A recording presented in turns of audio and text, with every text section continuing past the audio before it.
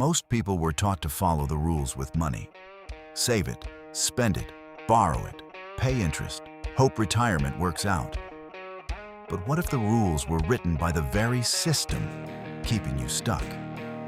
Welcome to Cashflow Legendz, the show where we challenge conventional financial thinking, expose the hidden leaks in your cash flow, and help families and business owners build more control, certainty, and legacy. This show is for educational purposes only, not financial, tax, or legal advice. Hosted by Nate, Brandon, and Brock. Money, cash flow, legacy. Break the rules. Build your legend.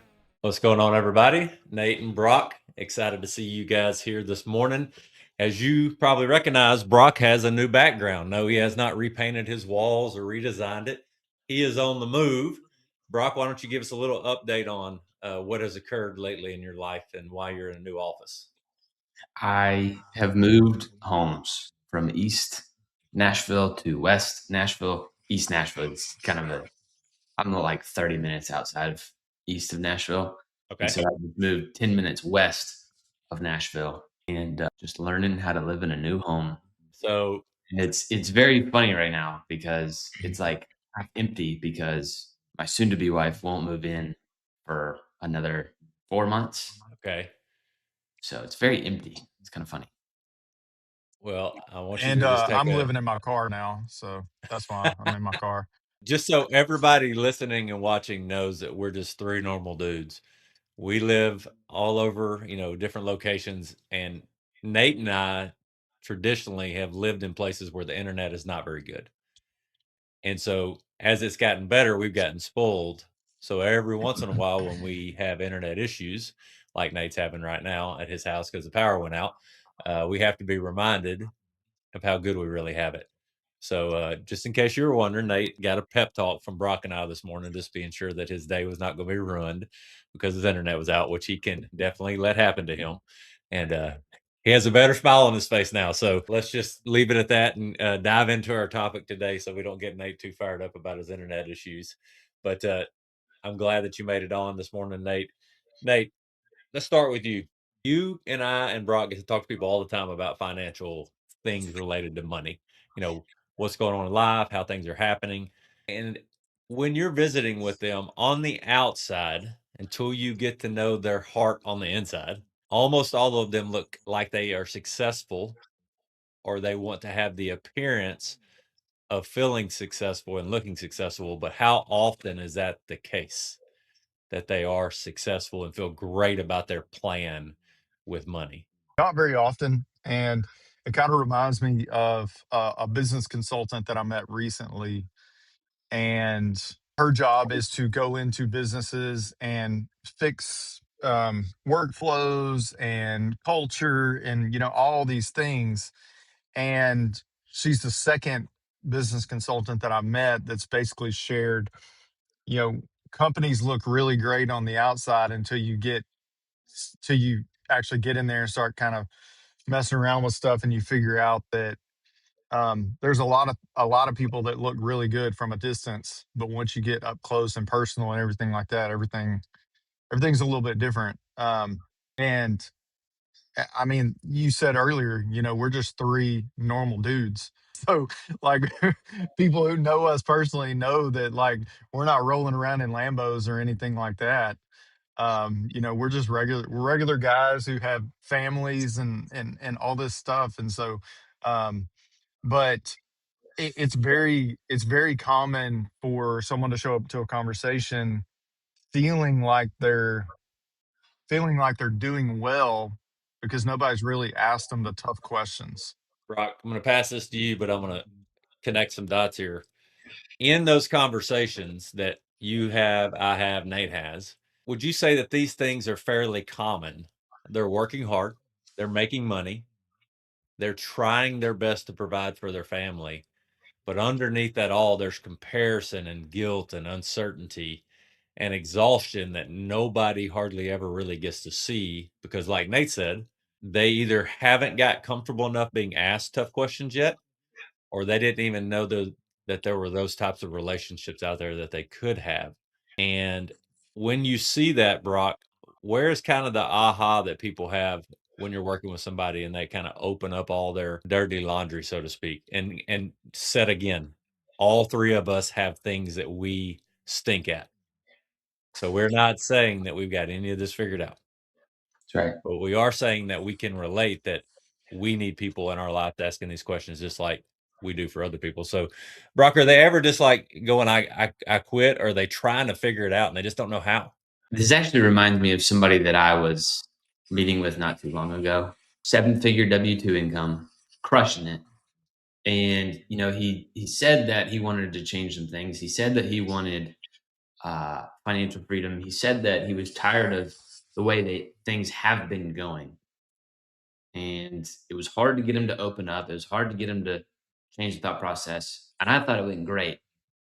And then we got the email probably a couple days later that just said, "Hey, Brock, I'm not ready for this. I'll come back." Mm. And then 3 weeks later, somebody showed up in my inbox. They said, "Hey, I think I'm ready to get started. Ready to get this thing rolling."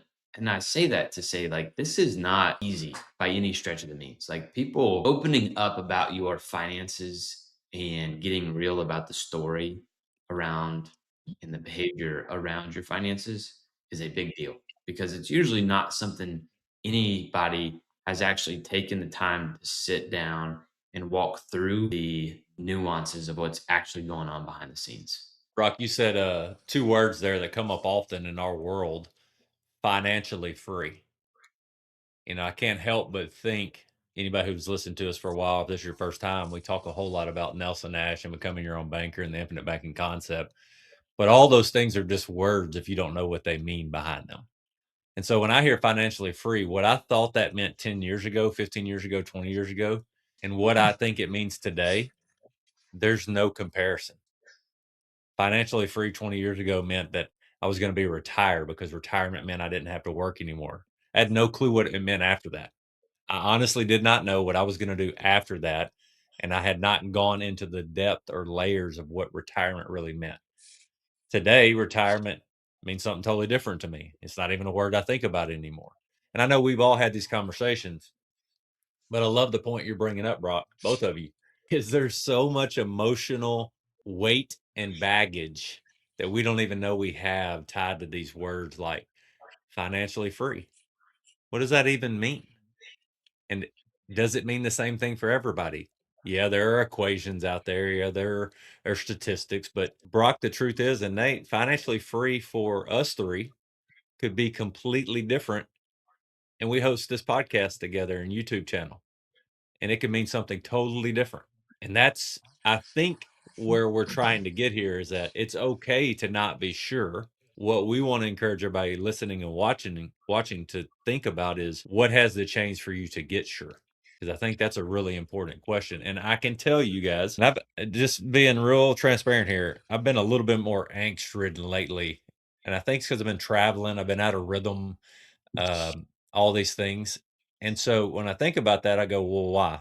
We like to have structure in our life that creates comfort and consistency. But if I'm being completely transparent, guys, I think I've not been clear on where I wanted to put my focus. So then I've kind of been drifting, not in a bad way, but just a thing I'm aware of. And then you start comparing, then you start thinking about keeping up, then you start thinking about pressure to provide. And, Brock's our youngest guy on the show, who's early in the stages of, family and, getting ready to be married and all that. And Nate and I are kind of on the other end of the spectrum, where we have kids that are getting closer to graduation or have already graduated. But for myself as a man, the desire to provide has not lessened, it has intensified. And I got to be real careful to not forget that I'm not in charge. I'm living daily, but we serve a Lord and Savior that's got it all in the palm of his hands, and he knows what's going on. So, Nate, let's bounce back to you. When you're visiting with people, and this is going to be hard, but what's the first thing you think people have to overcome most often when you're having these delicate, genuine, personal conversations before progress can be made on what's next? And what's next can be different for a lot of people depending on where they are. Um, 9 times out of 10, someone is going to have to unlearn. So they're going to have to be willing to unlearn. Um, and I think probably one of the biggest things that people have to overcome is this idea of doing something completely different than what everybody else around them is doing. That is really difficult for people to latch onto, because asking someone or expecting someone to make a knee jerk reaction decision to completely going against the grain, against everything they've ever been taught and everything like that, that's not something that people arrive at very quickly. Um, Brandon, you and I, we were doing a lot of digging and exploring, and our mindset was shifting as we were reading books and things like that. And it's what prepared us for the next step of adopting the process of becoming our own banker, the infinite banking concept and everything like that. But without all that preparation up front, without our mindset being ready, I think it would have been really difficult, cold turkey, to come across becoming your own banker and go, yeah, there's something to this. A good point, Nate. Yeah, it reminds me of that saying, once the student's ready, the teacher appears. And I think that, one of Nelson Nash's favorite words that he used a lot was ruminate, which for me really just means, are you churning through how you think about how you think? And are you willing to go to the next stage or ask a new question? So Brock, you visit with business owners a lot, like the one you just mentioned. He said something that jumped out at me earlier. He said, I don't want to keep doing what I've been doing, or I don't want to keep experiencing what I've been experiencing. At a more in-depth emotional level, because that is an emotional comment, he's feeling some kind of pressure or lack of identity or expectations or emotional exhaustion. What was he really saying, so far? Yeah, I know you are getting to know each other and working together. I would say that when you think about, so I'm going to pull out a different, no, I'm not, because he wasn't necessarily a business owner. He was a W-2 employee. Okay, I got you. But one of the things that I think about is a story about this mortgage broker in my town. And I think about it often. But we met one time, and he's always this guy, like, everybody knows who he is. He does great. Like, he does a good job. He drives nice cars, lives in a great home, got the family. But when you get him off in closed corners, at least for myself, he would kind of open up about what was going on. And as a mortgage broker, he would talk to me about the fact that every year he started from square one, and he would have to grind it out and build it up and do the same thing over and over again. And when you looked at his life and his investments, like his assets that he owned, yeah, sure, he looked like he had it made. But the real desire that he was wanting was the knowing that his income or his expenses were taken care of from income, whether that Yeah. was from his job or his assets. Now, he was getting to the place that, he was looking at his job that he basically had, and he was just so tired of being a top performer every single year, year over year, being 20 years into it. It does kind of get old, right? Your perspective changes, your desires change, there's things going on. And I think when it comes down to it, you've got, when you look at somebody's financial life, what most people under wraps or behind the scenes are really saying to us without saying it to us are, hey, am I going to be okay? Can I, Yeah. do I have to worry as much? Am I doing all the right things? Is there something that I'm not thinking about? But oftentimes it's hard to swallow your pride and ego and whatever it is to say, I don't know what's going on here. Can you help? Like, that is very, very hard, especially when it comes to your personal finances. Yeah, so here's what I'm going to reframe what you just said, Brock, because I think we all would agree with this, even in our own life, if we don't watch it.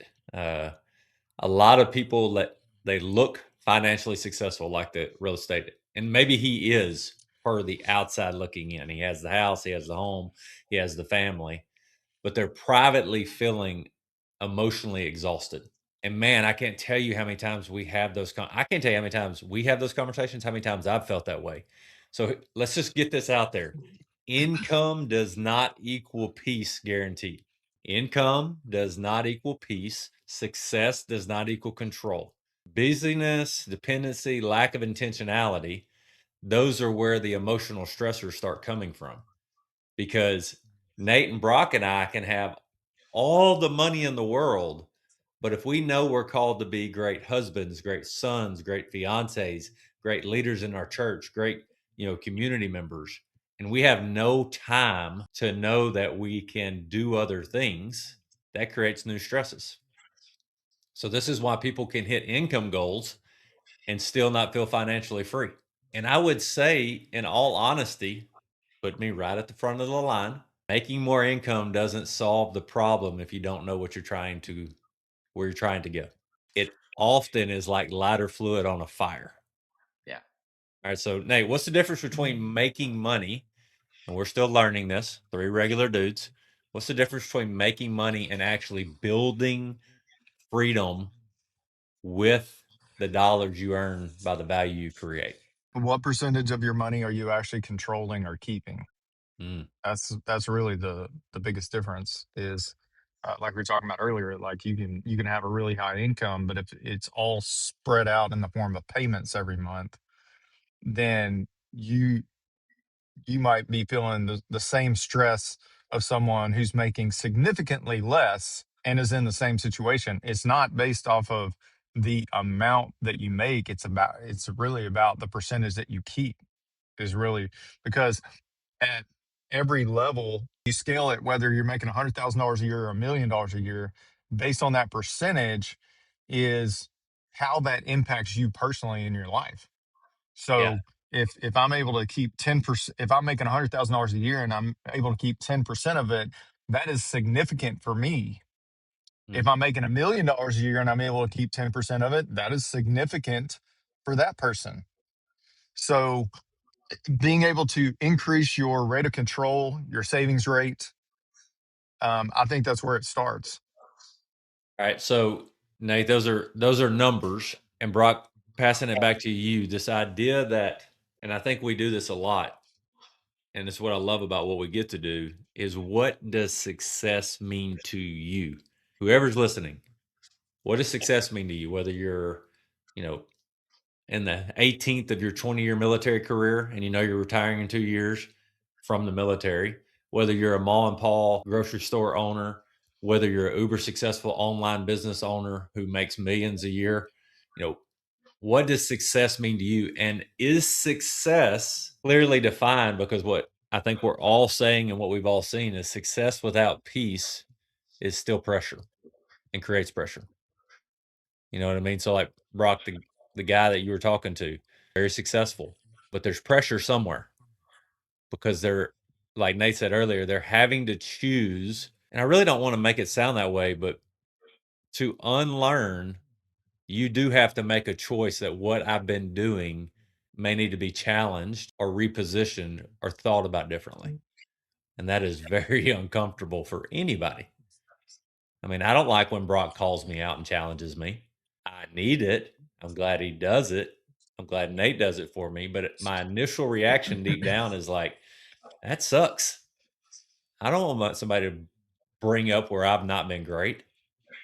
I like to think that I'm pretty good at everything. I don't want nobody to tell me otherwise. You know what I mean? So there's this I think emotional I, piece in there. I've, I think I've told you before on the phone. Why are you throwing so much truth at me right now? Yeah. Like, let me get my head above water for a Yeah. minute. Yeah. Quit kicking me while I'm down. But the reality is the world as we know it, Brock, and you and I just got back from Capitol Hill. We won't go into detail on what we were doing there and all that, but the world as we know it needs certainty, peace of mind, confidence, calmness in things that matter most to them, not what culture and social media are saying. That's a comparison game. And I'll just give this one little tidbit on that experience. I really enjoyed it, got a lot from it, but it reminded me how important it is what we do.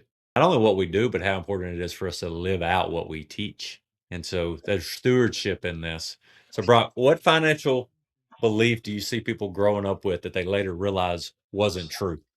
And let's go to one of your business owners that's younger, that knows how to make money, They've already cracked that code. You know what I mean? Because the reality is that if a lot of people you work with, Brock, they already have figured out how to make high income, but there's still something missing almost always that you get to guide them through. So what's happening for them? Maybe one, and it's different for everybody, but there are a lot of similarities. If they're a high income earner, they're a great business owner, but they're young and successful, but they're still looking for something. What is that?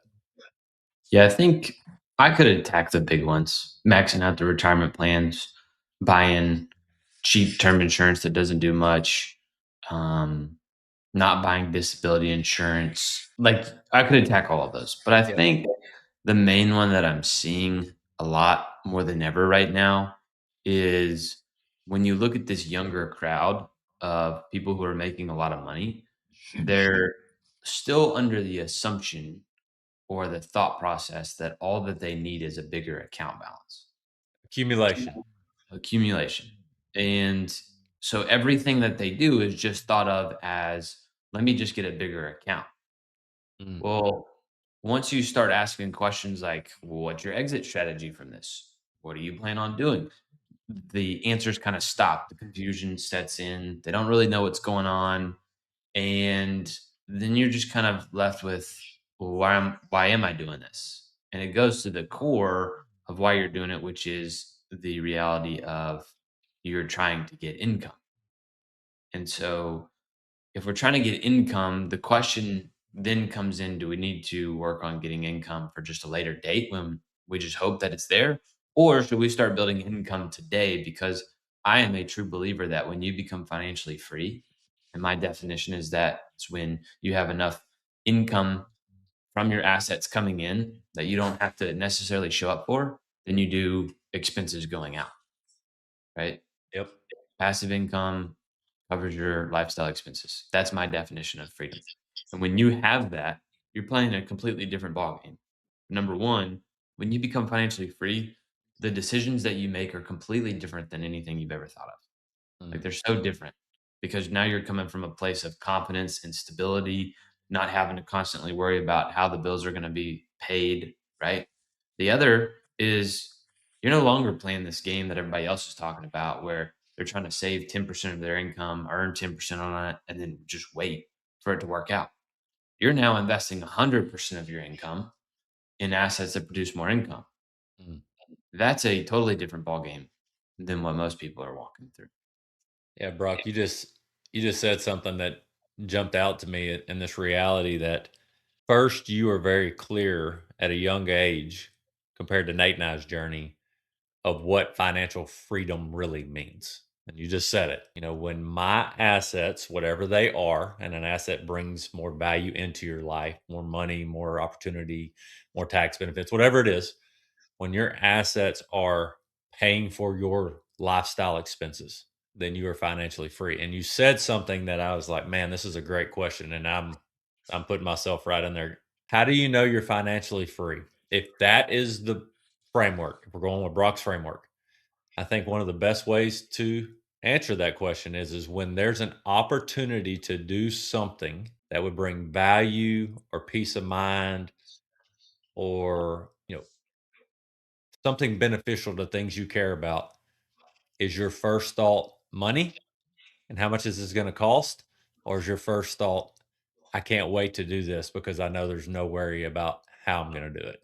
And I think I mean, I still have to fight that, Brock and Nate, where I go, Hey, hey, it reminds me of what we talked about a few weeks ago about this mentality of when you get money in your life, do you think about what you can buy or what you can build?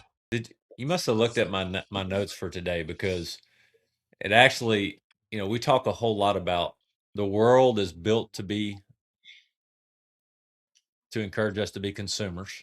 And when you say build, Nate, I think of also produce.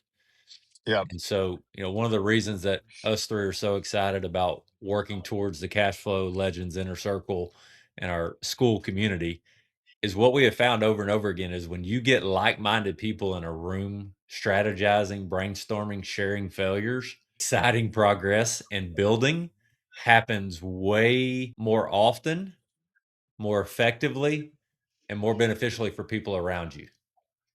And so that then creates momentum because conversations and accountability and clarity are all happening. And one of the reasons that we're building this inner circle is so that you can be a part of something that holds you accountable in the community. Now you still get to decide. And guys, I'm gonna put myself right out there in front. I've paid for things that I have not committed to before. Okay. I'm not saying that paying for it is going to solve the problem, but it's at least going to make you decide if you want to, as Brock says, pay attention to what you're committing to. And to be completely transparent, it also encourages Nate, Brock, and I to show up and do our best because we know people are excited about being there and they want to put their money where their mouth is, for lack of a better word. We work with somebody that's really good at leading. All three of us do. And he said this a while back, there's doers and there's talkers. And I don't mean that in an ugly way, anybody listening. I want everybody listening or watching to want to be a doer. But I can want that all day long, Nate and Brock. But until the action proves that, it's just words. And here's the cool thing. That never stops, does it, guys? Brock, you're going to eventually probably be a dad, and I'm going to hold you accountable, and Nate's going to hold you accountable in a way that you can't fathom because of the things we've learned the hard way that we don't want you to experience. Those are things that have nothing to do with money, but everything to do with how money fuels those things.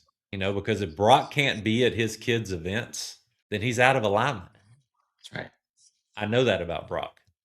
Nate knows that about me. One of the greatest compliments I received over the years as we've been doing this was a parent who noticed that I showed up to all of my kids' stuff. And he said, "Are you retired?" And I said, my response was, "Man, I'm as retired as I ever want to be. I basically control my schedule.